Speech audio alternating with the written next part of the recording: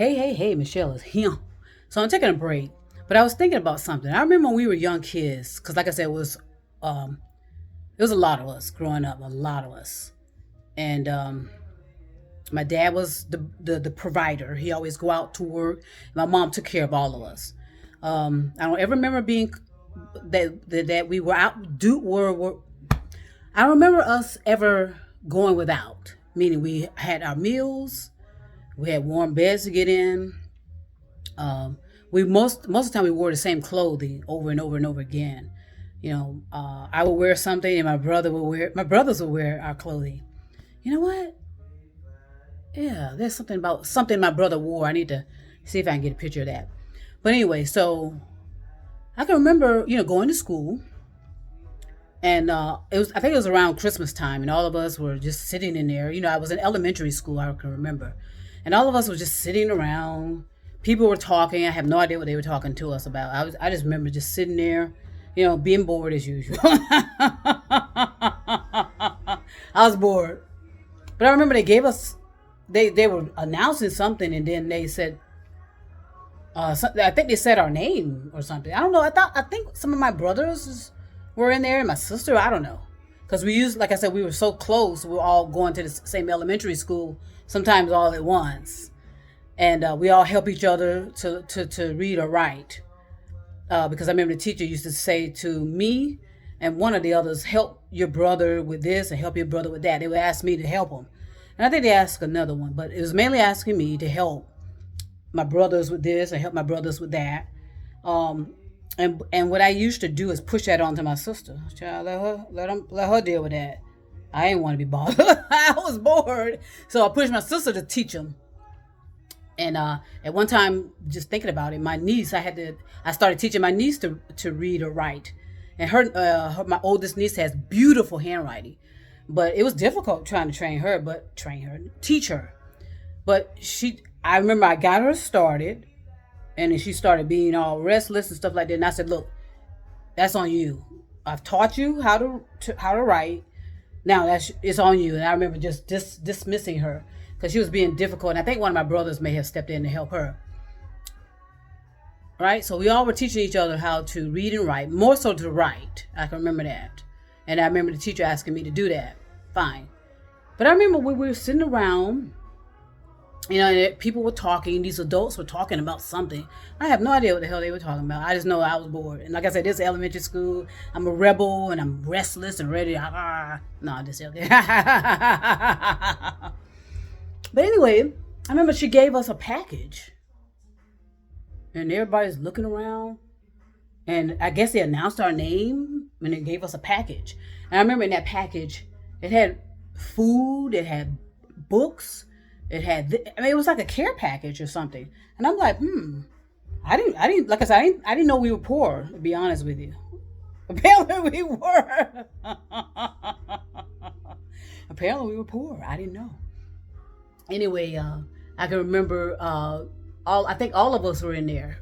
It's like three of us, maybe my sister, one of my brothers, and myself. And I remember us taking a package home to the house, And so my mom, open up the package, and I remember there was this one big book. It was a thick book, and it had pictures, kind of stick pictures, and it was kind of like discussing.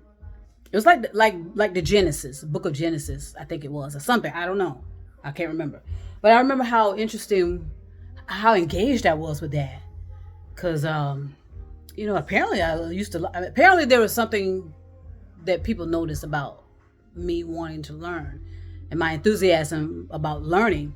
And I remember because my mom couldn't read or write very well. She did okay, but she stopped using those skills. So once you stop reading, you're gonna be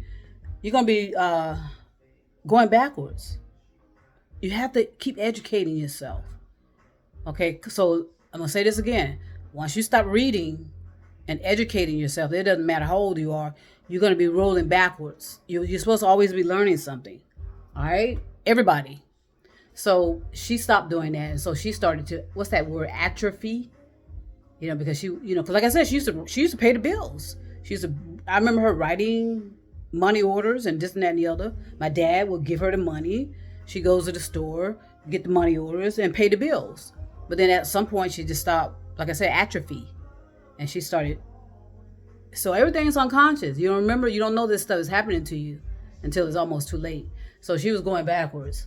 And where she couldn't even write. And she wasn't going to read. She was reading to us at first, but then all that stopped. So that's probably why she had a stroke, and the stroke affected her right side. She wasn't using it, so what? The stroke struck that side, and so she relied more on her left, right? Yeah, on her left hemisphere. But anyway, and so that's probably why she made that broad statement one day that don't believe your thoughts, or something to that effect. I don't know. I can't remember. Something about don't trust your thoughts. That's what she said to me. Don't trust your thoughts. Your thoughts can lie to you, or something like that. So, but yeah, apparently we were poor, and I know we were. Even though we were in a house, it was warm. My mom would get up and fix us breakfast every day. We'd go to school too, elementary school, and they would feed us great meals. I can remember a cinnamon bun was one of my favorites, and everybody remembered us because we would walk up in line, and they say, "Okay, we got you, Carissa." So they would say our names, and they knew all of us because, like I said, all of us were probably there all at one time. So we were getting free breakfast. So we were taken care of in that school, even though they didn't want us. Okay, I remember it was a big thing having us there. We were still taken care of. I remember the cafeteria was taking care of us, and then I told you how they kept trying to separate me from my blah blah blah. So yeah, the package had I remember a thick book, and my mom I just remember the pictures of the characters. I don't remember what the wording was, and I think it was a book of Genesis or something like that. I don't know. All right, don't be quoting me on that. But it was a religious book. I know that. So my point is, you can get something out of every book. Okay, no, we just need to stop trying to ban anything. We're supposed to get something out of everything we read and try to make it true to us. Nobody else is supposed to do that. So all this banning and shit is just making us devolve. Instead of evolution, we're going backwards. All right. So yeah. So I thought that was so interesting that they and I think they gave us some type of money or something, money as well. So I thought that was really interesting. I thought that was very kind. And like I said, it was a revelation to me because I didn't know we were that poor. Apparently we were. Like I said, we were wearing the same all of us were wearing each other's clothing. Like I said, my brother wore my shit.